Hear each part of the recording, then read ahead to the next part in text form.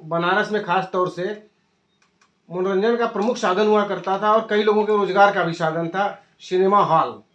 इन दिनों वह बंद हो गया और कहीं ना कहीं माफियाओं ने और अंतर्राष्ट्रीय स्तर पर गैंगों ने इस पे कब्जा कर लिया है। क्या कहेंगे इस पे? जी, बहुत अच्छा प्रश्न आपने पूछा है। प्रश्न का जवाब देने से पहले मैं अपने जनता जनार्दन का हार्दिक स्वागत करता हूं, हार्दिक अभिनंदन करता हूं और श्रद्धा भी समर्पित कर रहा हूं, क्योंकि यही जनता जनार्दन है जो मेरे हौसले को बढ़ाती है। अपने कमेंट्स के द्वारा मेरा हौसला बढ़ाया जाता है, अपनी लाइक्स के द्वारा मेरा हौसला बढ़ाया जाता है, तब जाके इन खूनी दरिंदों से जो है हम लड़ पाते हैं। जी हाँ, बिल्कुल सही आपने कहा। देखिए, प्रकाश टाकीज, प्रकाश सिनेमा लहौरावीर पे 2-2 बजे रात तक चहल पहल रहती थी। उसका कारण था प्रकाश टाकीज के ही प्रांगण में मतलब चाय पान की दुकान, मोती का कैंटीन और उसके बाद सरदार जी का वो नॉनवेज का कारोबार, उसके बाद 2-2 सैलूनें थीं। मतलब वहाँ प्रकाश होटल था वहाँ पे, तो वहाँ पे जाने से, और एक बुक स्टॉल बड़ा था जहाँ से हम भी जाते थे पत्रिका मैगजीन खरीदने। वो पूरा शमशान घाट बना दिया, सारा दुकान उकान गिरवा के कुल चौपट कर दिया। जवाहिरलाल जायसवाल 1 नंबर का जूता खोर साला ये, और 2 नंबर का जूता खोर इसका भाई हीरालाल जायसवाल है। ये सब बनारस को लूट लिए दारू से, गरीबों की बस्तियां उजाड़ दिए दारू से, दारू पिलाकर हत्याएं कर डाले जमीन के लिए। अरे जवाहिर जायसवाल, जो तुमको 37 महीना अंदर रखा राकेश नाइक, उसका तुम क्या किए? अब कुछ नहीं मिला तो इन्होंने प्रकाश टाकीजे को खंडहर बनाने का सोच लिया। पैसा लबालब था दारू के से, सांसद भी है, तो ये जो है प्रकाश टाकीज को इन्होंने खरीद लिया। और खरीद तो लिया, और जानते हैं ये सिनेमा एक्ट 1952 का मामला नहीं है। प्रकाश टाकीज में भारतीय सिनेमा एक्ट 1952 स्थापित हुआ। तो इसका उद्देश्य जो था वो जनता की मनोरंजन के लिए सरकार ने बनवाया। सिनेमा हॉल खोले गए, तमाम जनता जाती थी। कोई अपनी बीवी नाराज है तो उसको एक सिनेमा दिखा दो भाई, वहाँ बगल में डोसा की दुकान है, पसंद बार के खिला दो भैया, लस्सी भी पिला दो। और आदमी का इंटरटेनमेंट का एक बहुत बड़ा साधन है सिनेमा, भारतीय सिनेमा, चलचित्र। और इन लोगों ने, जवाहर जायसवाल ने एक सिंडिकेट बनाया तमाम व्यापारियों से बड़े, जिनके पास सिनेमा हॉल थे और वो बेचना चाहते थे, क्योंकि उनके सिनेमा हॉल की कीमत 100 गुना ज्यादा बढ़ गई थी, तो 100 गुना ज्यादा बेचना चाहते थे। सेंट्रल गवर्नमेंट और उत्तर प्रदेश गवर्नमेंट ने रोक लगा रखा था कि सिनेमा हॉल नहीं बिकेंगे, क्योंकि जनता के मनोरंजन का पब्लिक इंटरेस्ट का मामला है। अगर आपका मन उबता है, घर में कुछ भी होता है या बाहर होता है, तो आप सिनेमा हॉल में चले जाते हैं, अपने मन का हीरो हीरोइन देख के आप खुश हो जाते हैं। सिनेमा जगत से कौन नहीं जुड़ा? माननीय पंडित अटल बिहारी वाजपेयी साहब भी एक बढ़िया सिनेमा देखने गए थे, माननीय लालकृष्ण आडवाणी साहब भी पूरे सब परिवार सिनेमा देखने गए थे। कौन नहीं देखता है? सभी हैं। सिनेमा चलचित्र जगत है, थिएटर है, ड्रामा है। आपने देखा नहीं, डर्टी पिक्चर में हीरोइन ने क्या कहा, विद्या बालन ने, आई एम इंटरटेनमेंट, मैं इंटरटेनमेंट हूँ और सिर्फ इंटरटेनमेंट हूँ। ये सिनेमा हॉल की आवाज है, विद्या बालन की आवाज नहीं है। वो बोल रहा है कि मैं इंटरटेनमेंट का एक साधन हूँ। डांस होने लगता था जो है पूरा समय, ये सिनेमा हॉल में सीटी बाजी और स्टेज पर चढ़ के डांस होने लगता था, ये होता था, ये कौतूहलता थी। सिनेमा हॉल के कितने ब्लैकियरों का भी घर डूब गया जो 100-50 कमा लेते थे। मूंगफली बेचने वाला, दाना बेचने वाला, खाना बेचने वाला, अंडा बेचने वाला, बंडा बेचने वाला, ये सब का गला जो है जवाहर सेठ ने दबा दिया। एक तो देसी शराब की दुकान चला चला कर इस कमीने ने तमाम घर तबाह कर दिए। 28 नरसंहार इसने सोयपुर में कराया जमीन लूटने के लिए राजभरों का। खैर, मैं फिर बताना चाहता हूँ कि आप जाकर देखिए कि जहाँ पर रात तक दिन लगता था, इतनी भीड़ होती थी, हर पार्टी के नेता वहाँ उपस्थित होते थे और आपस में राष्ट्रीय स्तर की बातें, प्रदेश स्तर की बातें करते थे। खैर, गला घोट दिया जवाहर जायसवाल ने, और जब जवाहर जायसवाल ने गला घोटा, कैसे घोटा, अब उन्होंने 1996 से लेकर 1998 तक एच.डी. देवगौड़ा साहब की सरकार थी। माननीय एच.डी. देवगौड़ा प्रधानमंत्री थे, तत्कालीन प्रधानमंत्री भारत सरकार, और उनके अंडर में थे रक्षा मंत्री माननीय मुलायम सिंह यादव, समाजवादी पार्टी के अलंबरदार नेता और समाजवादी सोच के प्रणेता माननीय डॉक्टर राम मनोहर लोहिया के चेला, डॉक्टर जयप्रकाश नारायण के चेला अपने को कहने वाले, ये जवाहर जायसवाल जैसे आदमी को टिकट दे दिया उन्होंने। बड़ी दुख की बात है। अतीक अहमद का टिकट काटा गया है, बहुत अच्छी बात है। अखिलेश यादव ने काटा है, बहुत अच्छी बात किया, लेकिन मुलायम सिंह ऐसे ऐसे लोगों को प्रश्रय देते थे। डीपी यादव, जहाँ देखिए 50 केस लड़ो, कोई बात नहीं। तो ये तमाम सिनेमा हॉलों खरीदने वाले लोगों का एक सिंडिकेट बनाया और नेताजी के पास पहुंचा दिल्ली बात करके, सबको लेके, और नेताजी ने कहा ठीक है, सिनेमा हॉल बेचने का परमिशन मैं पास करा देता हूँ, प्रधानमंत्री से बात करके पास करा देता हूँ, तुम ऐसा है पार्टी फंड का व्यवस्था। जवाहर जायसवाल ने कहा कि आपको 1000 करोड़ हम देंगे पार्टी फंड में। बस फिर मामला क्या था, फिर धड़ाधड़ सिनेमा बिकने लगा। प्रकाश टाकीज के बाद शिवम सिनेमा था लंका में, वो बिक गया। प्राची सिनेमा था प्राची सिनेमा नई सड़क पर था, इसको ब्रजेश सिंह ने जबरदस्ती बिकवाया, अबू आजिम ने खरीदा। दाऊद इब्राहिम का पैसा बनारस के अंदर कितना लगा है अबू आजिम के थ्रू, इस बात को भी ईडी के अधिकारी संज्ञान लें। जो जांच चल रही है अबू आजिम के खिलाफ, उसमें ब्रजेश सिंह को भी सम्मिलित करके देखें। ब्रजेश सिंह जब जेल में था 4 साल 5 साल पहले की बात है, कम से कम अबू आजिम हर हफ्ता 50 बार जेल में जाके मिलता था। क्या करने मिलता था? बंबई को कब्जा करने के लिए ब्रजेश सिंह का सहारा लेना। और ब्रजेश सिंह ने भी अपने लड़के को उनके साथ लगा दिया, सिद्धार्थ सिंह को। बंबई में आप पूरा ठेका टेंडर और सब कुछ देखो, बिल्डर, जमीन कब्जवाओ, बिल्डर बनाओ, सस्ता में लो। अब पीछे से दाऊद इब्राहिम कास्कर का हाथ, जिसके साथ 2 मुकदमों में ब्रजेश सिंह जो है मुलजिम है। जे हॉस्पिटल कांड में सह-अभियुक्त हैं, और रघुनाथ प्रधान की हत्या गुजरात में हुई, अहमदाबाद में कोतवाली के सामने, उसमें भी दाऊद इब्राहिम नेम्ड हैं ब्रजेश सिंह के साथ। ठीक है, और इतना ही नहीं, ब्रजेश सिंह का जब दाऊद इब्राहिम ने जे कांड के बाद जब ब्रजेश सिंह को बुलाया और सुभाष ठाकुर को भी बुलवाया और त्रिभुवन सिंह भी गए थे, नरेंद्र सिंह मामा जो 2 लाख का इनामी है, 30 साल से पुलिस खोजे रही है। कहाँ खोज रही है? पुलिस सो रही है कि खोज रही है? हम तो बाबा के संज्ञान में ला रहे हैं कि 2 लाख का इनामी 26 साल से फरार है, हत्या कर रहा है। ये लोग सब लोग कलकत्ता से ये लोग जो है बाय रोड ये लोग गए थे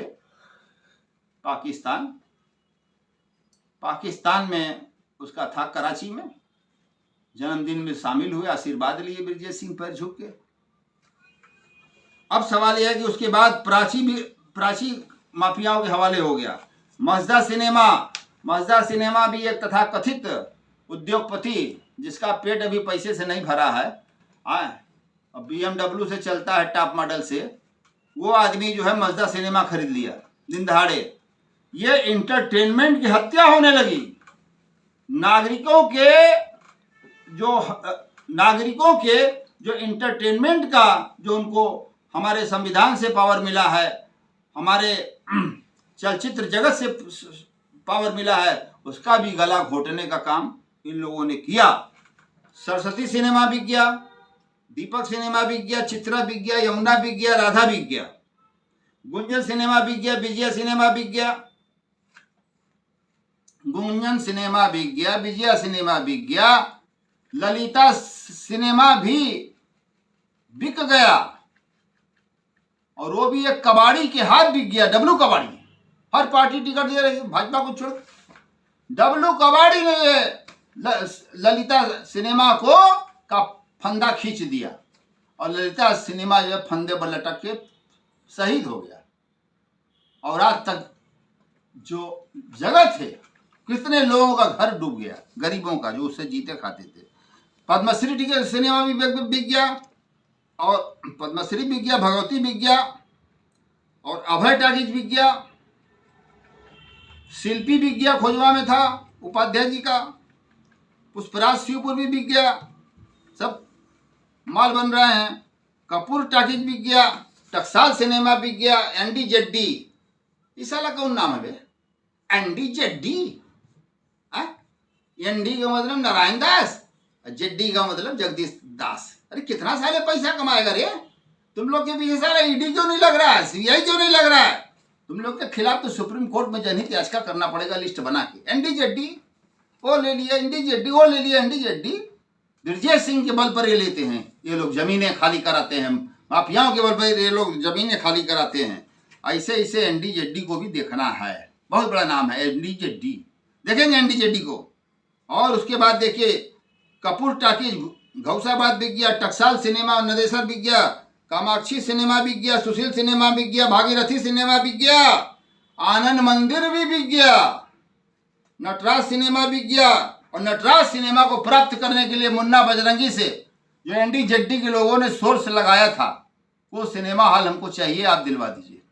उनके प्रतिनिधि गए थे जेल में सुल्तानपुर, और मुन्ना बजरंगी ने, सॉरी सुल्तानपुर कह रहे, मुन्ना बजरंगी उस समय खजुराहो में था। मुन्ना बजरंगी ने जब लक्ष्मण सेठ को हड़काया तो वो समझ में नहीं आया उनको, तो जान गया कि नहीं बेचेगा, हमारी बात नहीं मानेगा, सस्ता पस्ता कैसे कोई दे देगा भाई। वो जौनपुर से आए थे, सिनेमा हॉल ही उनकी कमाई थी, धड़धड़ा के जो है लहुरा भी रोड पर जो है पहुंचा उनके घर। उनकी वाइफ ने दरवाजा खोला, सब पिस्टल सटा दिए, लड़का उड़का सबको, बच्चों को पूछा इशारे से कहाँ हैं, उनकी वाइफ ने कहा बाथरूम में नहा रहे हैं। कहा चुप रहो। बाथरूम से निकलने का इंतजार हो रहा था, 5 मिनट में बाथरूम से तौलिया रगड़ते हुए लक्ष्मण सेठ बाहर आए और देखते घबरा गए। कहे क्यों लक्ष्मण सेठ, तू सिनेमा हॉल नहीं बेचेगा ना? ले धड़ धड़ धड़ धड़, वो थे, उनके साथ कृपा चौधरी था, उनके साथ तमाम जो उनके गैंग के थे, प्रीतम सिंह सब थे वही में, अन्नू त्रिपाठी, बाबू यादव सब थे। हत्या कर दिया गया नटराज सिनेमा को लेकर, और हड़प लिया गया नटराज सिनेमा भी।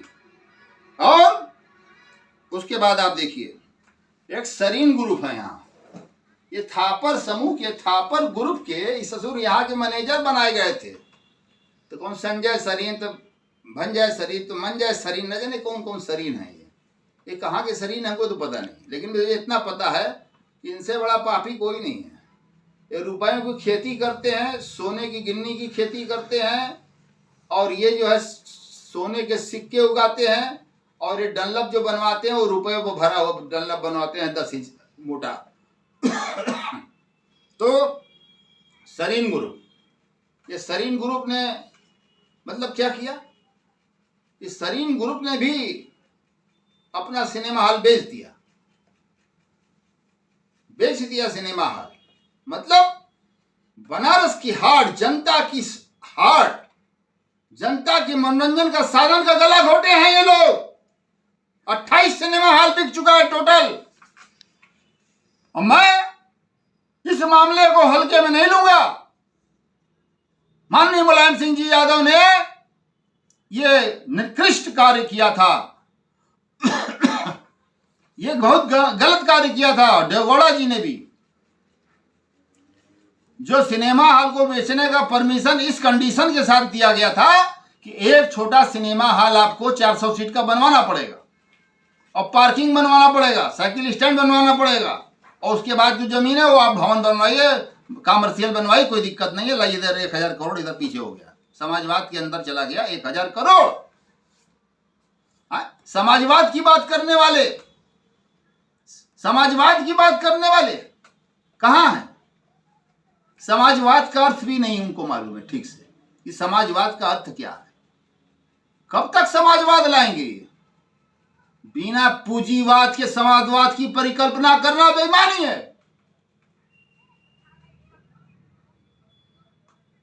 और रोज तमाम उंगलियां उठाना, तमाम बात करना, हर विरोधी पार्टी लोकसभा में द्वंद्व किए हुए है, ये है वो है। उसके बाद अभी जो है 2024 में एक संशोधन, सिनेमा चलचित्र एक्ट 1952 में फिर से एक संशोधन आ गया, एक संशोधन फिर कर दिया गया कि अब सिनेमा हॉल में कोई छोटा सिनेमा बनाने की जरूरत नहीं है। बस अब रास्ता खुल गया। ऐसे लोग जो जनता के मनोरंजन के साधन को फांसी पर चढ़ाते हैं, ऐसे लोगों को दिन दहाड़े सरकार को फांसी दे देना चाहिए। और मैं माननीय नरेंद्र मोदी जी से और हमारे लोकप्रिय नेता हैं योगी आदित्यनाथ जी, माननीय मुख्यमंत्री उत्तर प्रदेश, महामहिम राज्यपाल से भी मैं कहना चाहूंगा, देश की राष्ट्रपति से भी मेरा अनुरोध है, ब्रॉडकास्टिंग डिपार्टमेंट से भी, सूचना एवं प्रसारण मंत्रालय से भी मेरा अनुरोध है कि मोदी जी, योगी जी, आप इतना मेहनत करके बनारस को क्यूटो बना दिया आप लोगों ने, सजा दिया बनारस को। रास्ते चलना मुश्किल था, गली में लोग गिर जाते थे, मनोहर का फाटक में गिर जाते थे। तो आप लोगों से मैं विनम्र हाथ जोड़कर प्रार्थना करता हूं, मैं आप लोगों का बहुत सेवक आदमी कि यह सिनेमा जितना बिका है इसकी सीबीआई से जांच कराई जाए और इसकी संशोधन कौन कराया उसको पकड़ा जाए और इसको फिर से सिनेमा हॉल के रूप में प्रतिष्ठापित किया जाए। जैसे ऑनरेबल सुप्रीम कोर्ट ने जितना भी जलाशय था, जितना भी पोखरा था, जो भी पड़ गया था, ऑनरेबल सुप्रीम कोर्ट ने ऑर्डर किया, लैंडमार्क जजमेंट है ये, लैंडमार्क जजमेंट। उन्होंने ऑर्डर किया कि फिर से सरकार उसको उसी स्वरूप में लावे जिस स्वरूप का मिटाकर लोग वहां मकान बनाए। देश के अंदर तमाम मकानें गिरा दी गई, तमाम मल्टी कम्प्लेक्स गिरवा दिया सरकार ने, और फिर से उसको खनवा के पोखरा बनाया गया और पोखरा का खनवाई उन्हीं लोगों से रिकवर्ड किया गया। क्या बात है। अगर इनका बस चले तो ये प्रधानमंत्री आवास और मुख्यमंत्री आवास भी खरीद लेंगे, राज्यपाल आवास भी खरीद लेंगे, डीएम का कार्यालय, डीएम का जो कैंप ऑफिस खरीद लेंगे, कमिश्नर साहब का कैंप ऑफिस खरीद लेंगे। जवाहर जायसवाल ने डीआईजी बंगला भी खरीदा था। और जवाहर जायसवाल ने 1996 में जब वो सांसद था समाजवादी पार्टी से, डीआईजी का बंगला खरीद लिया डीआईजी साहब का। बताइए, डीआईजी पुलिस से भी कोई डर नहीं, वो खरीद लिया। और कन्हैया स्वर्ण कला केंद्र के मालिक ने भी आधा भाग खरीद लिया, आनंद अग्रवाल ने। ये अच्छी बात नहीं है। मैं लड़ाई लड़ा डीआईजी बंगले में 558/51, 558 और 551 मैं लड़ा। कोर्ट से सम्मन अब देखिए कब आता है, बुलाया जाता है हमको बयान के लिए। तो ये चीजें जो है ये आप लोगों के रहते अब नहीं होगा तो अगले कई जन्म में नहीं हो पाएगा। आप लोग जैसा लोकप्रिय शासक न कभी आया और न आएगा। आप लोगों के अंदर जो करुणा है, आपके अंदर जो व्यथा है, हमारे मुख्यमंत्री जी की बड़ी बहन जी वो बेचारी चाय का दुकान लगाती हैं। आप बताइए ये ईमानदार है कि नहीं। मैं शिव क्षेत्र गोरखनाथ का रहने वाला हूँ, गोरखपुर गोरखनाथ। बचपन से ही आटा लेकर अपनी मम्मी के साथ जाते थे और वहाँ हम मछलियों को खिलाते थे, बड़ी बड़ी मछलियाँ हैं वहाँ खिलाते थे, पूरा दर्शन करते थे। ऐसा लग रहा है कि आप लोग साक्षात एकदम इस फोटो में आ गए हैं। बस न्याय और सिर्फ न्याय और सिर्फ न्याय के लिए मैं आपसे भीख मांग रहा हूँ कि बनारस की ये जो सिनेमा हॉलें बंद हो गई, खरीद लिया गया, उनको फिर से खुलवाने का काम करें ताकि बनारस की पब्लिक अधिक से अधिक संख्या में, और सस्ते टिकट थे। अब तो माल में जो सिनेमा हॉल खुले हैं 2-4 ठो 5 गुना टिकट ले रहे हैं। इतना पैसा गरीब कहाँ से लेगा। इंटरटेनमेंट तो जो है सबसे ज़्यादा गरीब करता है, मेला सबसे ज़्यादा गरीब देखने जाता है।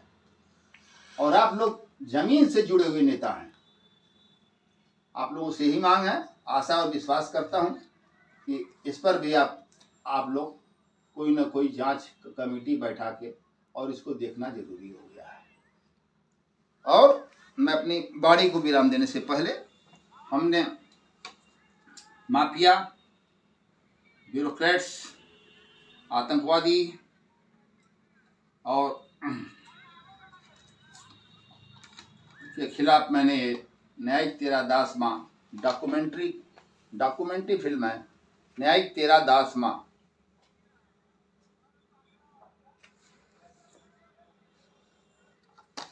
दूसरा, भारतीय लोकतंत्र, राजनीति और आतंकवाद, इसका लोकार्पण चाहे माननीय मुख्यमंत्री जी करेंगे और चाहे माननीय प्रधानमंत्री जी करेंगे, जहाँ से भी समय मिल गया, क्योंकि हमने इन्हीं लोगों से प्रेरणा लिखकर ये किताब लिखी है। आतंकवादियों के खिलाफ हमने तमाम जनहित याचिकाएं कर रखा है। आप ही लोगों से प्रेरणा लेकर आतंकवादियों के खिलाफ लड़ने की क्षमता रखते हैं।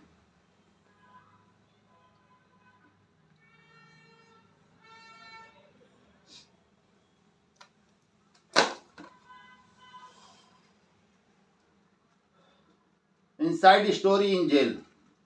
जेल के अंदर जो बड़े बड़े माफिया हैं और वो गरीबों का शोषण करते हैं, बुरी तरह से जेल प्रशासन शोषण करता है।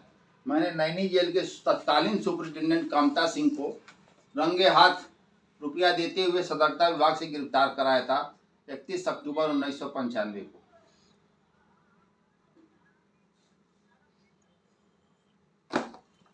भारतीय चुनाव प्रणाली को लेकर मैंने ये किताब लिखा, चुनाव आयोग और मुख्य चुनाव आयुक्त।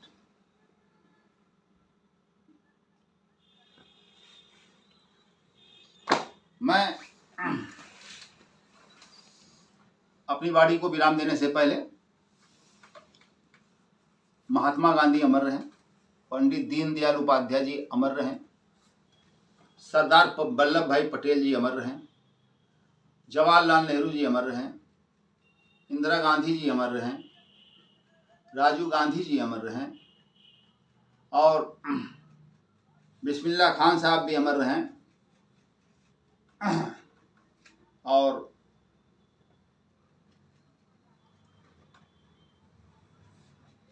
भारत के संविधान की जय हो, भारत के संविधान की जय हो, भारतीय संविधान की जय हो। सत्यमेव जयते, सत्यमेव जयते, सत्यमेव जयते। लोकप्रिय प्रधानमंत्री माननीय नरेंद्र मोदी जी की जिंदाबाद। लोकप्रिय मुख्यमंत्री माननीय श्री योगी आदित्यनाथ को भी जिंदाबाद। सरदार भगत सिंह अमर रहें, राम प्रसाद बिस्मिल जी अमर रहें और अमर रहें। मैं अपनी बाड़ी को विराम देते हुए जनता जनार्दन से, खासतौर से नौजवानों से मुझे बड़ी उम्मीद मिली है। नौजवानों ने मुझे जगाया है और मैं बताना चाहता हूँ अपनी प्रिय जनता को कि एक माफिया से लड़ना बहुत दुष्कर कार्य है। मैं एक माफिया से क्या, कई माफियाओं से लड़ा हूँ और लड़ते लड़ते लड़ते लड़ते लड़ते लड़ते इस स्थिति में आ गए कि हमारी दुकान भी बेचनी पड़ गई, लेकिन कोई साथ तक नहीं दिया। हमको अखबार में निकलवाना पड़ गया, 1 रुपया 2 रुपया कोई दे। हाँ, दूसरी तरफ ब्रजेश सिंह अट्टहास कर रहा था, फर्जी आरटीओ RS यादव अट्टहास कर रहा था, जो परिवहन मंत्री के गाड़ी में घूमने का काम करता था, लूट लिया पूरा। है तो इन माफियाओं से लड़के पार पाना बड़ी मुश्किल है, ये आप समझ लीजिए। इनके पास एक ही चीज है, गोली बारूद तोप और आपके स्टेन गन, मशीन गन, कुल गन है। मेरे पास कुछ नहीं है, केवल ताला और चाबी है। मैं लगभग 6 साल से ऊपर हो गया मैं इसी घर के एक कोठरी में कैद रहता हूं, क्योंकि अगर मैं मर गया तो ये माफिया भ्रष्ट नेता अपने मिशन में कामयाब हो जाएंगे। मुझे अपनी जिंदगी को ठीक रखना है और मुझे अधिकारियों में सबसे लोकप्रिय अधिकारी जो है अमिताभ यश साहब लगते हैं, जो एक सिंघम भी हैं। उन्होंने बड़ा बड़ा इनकाउंटर किया, ठोकिया से लेके और ददुआ तक का आतंक को ख़त्म किया, अतीक अहमद के आतंक को ख़त्म किया और साथ ही साथ हमारे लोकप्रिय डीजीपी साहब भी प्रशांत कुमार साहब, वो भी बहुत अच्छे हैं। और हमारे सबसे बढ़िया अब तक का उत्तर प्रदेश का सबसे अच्छा अगर मुख्यमंत्री कोई हुआ जो बिंदास तरीके से जनता को न्याय दिलाने के लिए प्रतिबद्ध और प्रयत्नशील रहते हैं, रात को 4-4 बजे भोर तक जागते हैं, मोदी जी भी और योगी जी भी। तो ऐसे लोगों के रहते अब हम अपना घर में रहते हैं, तो इनके लोगों ने कमेंट किया कि डर के मारे तुम घर में रहते हो। मेरे पास पैसा नहीं है कि मैं बुलेट प्रूफ गाड़ी खरीद सकूं। मैं ब्रजेश सिंह की तरह डकैत थोड़ी हूं कि पैसा के लालच में 60 लाख रुपया लेके जे हॉस्पिटल में गोली चला के कई नर्स और लोगों को सुला दिया है। तो ठीक है, एक तीसरा भी कोई है, एक तीसरा भी है, एक तीसरी शक्ति है जो शक्ति पूरे विश्व को चलायमान करती है।